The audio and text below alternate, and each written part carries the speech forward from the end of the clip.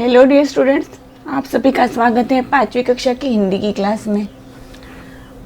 पिछले सेशन में हमने पाठ 12 ऊटी की सैर इसके अभ्यास की चर्चा पूरी की थी। आज हम ये पाठ की वर्कशीट का अभ्यास करेंगे, जिसमें प्रश्न एक दिया है, एक शब्द में उत्तर दो। प्रश्न का भानुप्रिया किस शहर में घूमने गई। तो ये तो पाठ का शीर्षक ही है, ऊटी की सैर, तो इसका उत्तर आएगा ऊटी। फिर प्रश्न ख, भानुप्रिया ने ऊटी में किसकी सवारी की। तो इसका उत्तर आएगा घोड़े। प्रश्न ग, ऊटी में झीलें कैसे बनी है। तो कैसे बनी है, अपने आप, मतलब प्राकृतिक रूप से। तो इसका उत्तर आएगा प्राकृतिक रूप से। फिर प्रश्न ग, डॉल्फिन नोज से कहाँ की सुंदरता देख सकते हैं। तो उसका उत्तर आएगा पूरी घाटी की। फिर प्रश्न अंग, ऊटी में कौन सी ट्रेन चलती है। तो कौन सी ट्रेन चलती है, टॉय ट्रेन। इसका उत्तर है टॉय ट्रेन।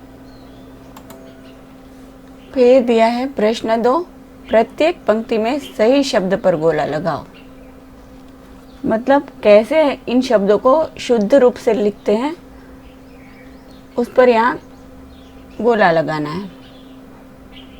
मौसम के लिए यहाँ 4 शब्द दिए हैं, मौसम, मौसम, मासिम, मौसम। तो इसका शुद्ध रूप होगा मौसम।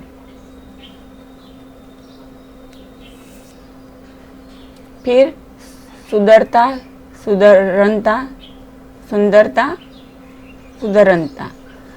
तो इसके लिए सही शब्द है सुंदरता। ये शुद्ध रूप से लिखा हुआ है, सुंदरता ऐसे लिखा जाता है। फिर हरियाली, हरियाली, हरियाली, हरियाली, ये चारों हरियाली ही लिखा है, मगर इसको सही मात्रा से, मतलब कि शुद्ध रूप से ऐसे लिखा जाता है। तो इसके ऊपर गोला लगाएंगे, हरियाली। फिर स्वादिष्ट, स्वादिष्ट के लिए 4 शब्द लिखे हुए हैं, मगर ये शुद्ध रूप से लिखा हुआ है, मतलब सही मात्रा से लिखा है, स्वादिष्ट। फिर सहावना, सुहावना, सुहावना, सुहावना। तो बच्चों ये शुद्ध रूप से सुहावना लिखा है, सुहावना ऐसे ही लिखा जाता है। कई बच्चे हैं जो शुद्ध रूप से नहीं लिखते हैं, कोई भी मात्रा कोई भी शब्द में लगा देते हैं, मगर उसकी सही मात्रा से लिखना चाहिए, जिससे कि वो उसका शुद्ध रूप बन सके। तो ये सुहावना, ये शुद्ध रूप है। फिर आगे देखते हैं प्रश्न 3, चित्र का नाम पहचानो और उस पर गोला लगाओ।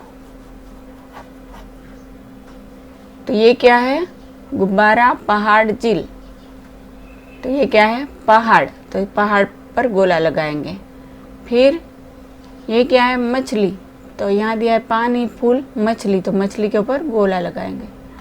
फिर ये क्या है, फूल। तो फूल पर गोला लगाएंगे, पत्ता, पेड़ नहीं है ये। फिर यहाँ दिया है क्या, ये चित्र किसका है, इडली का। तो डोसा, इडली, उत्तपम। तो इडली पर गोला लगाएंगे। फिर ये क्या है, घोड़ा। तो घोड़ा, ये शब्द पर गोला लगाएंगे, हिरन और हाथी पर नहीं लगाएंगे। फिर प्रश्न 4, नीचे दिए गए शब्दों के अर्थ लिखो। तो विशाल का अर्थ होता है बहुत बड़ा, ह्यूज। प्रसिद्ध, तो इसका अर्थ होता है जिसे बहुत से लोग जानते हो, फेमस। फिर बागान, बागान का अर्थ होता है बगीचा, प्लांटेशन। चट्टान, तो इसका अर्थ होता है पत्थर का बहुत बड़ा हिस्सा, रॉक। आनंद, तो इसका अर्थ होता है खुश और हैप्पी। तो ये शब्दों के हिंदी और इंग्लिश अर्थ दोनों लिखे, जो आपको दोनों लिखने हैं। फिर दिया है प्रश्न 5, इन शब्दों का वाक्य में प्रयोग करो। प्रश्न का दोस्त, तो अनिल मेरा दोस्त है। यहाँ आप अपने दोस्त का भी नाम लिख सकते हैं। फिर प्रश्न का पेड़, पेड़ हमारे मित्र हैं। फिर प्रश्न का बादल, तो बादल पानी बरसाते हैं। प्रश्न ग, परेशान, तो इस लड़के ने मुझे परेशान कर दिया है। तो बच्चों आप भी दूसरे अर्थपूर्ण वाक्य इन शब्दों का प्रयोग करके लिख सकते हैं। प्रश्न 6, नीचे दिए शब्दों के आगे एक अथवा अनेक लिखो। यहाँ क्या दिए हुए हैं? एक वचन रूप और बहुवचन रूप।